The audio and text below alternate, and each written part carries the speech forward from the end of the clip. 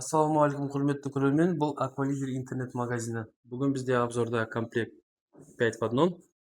Бұның құрамында бірінші фильтріміз ол полипропилен. Судың құрамындағы тастардан, құмдардан, көзге көрінетін элементтерден тазалайды. Және екінші фильтріміз ол гранированный рассыпчатый уголь және прессованный активированный уголь. Судың құрамындағы хлордың дәмін, жағымсыз иістер мен дәмдерден тазалайды.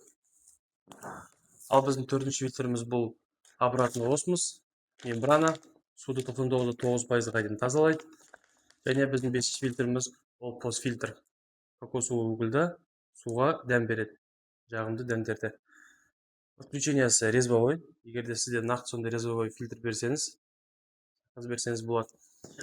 Орналасу ережесі: бірінші су келетін жағынан бірінші полипропилен фильтріміз қойылады, екінші гранированный угольіміз қойылады, резинкасы үстіне қарайды.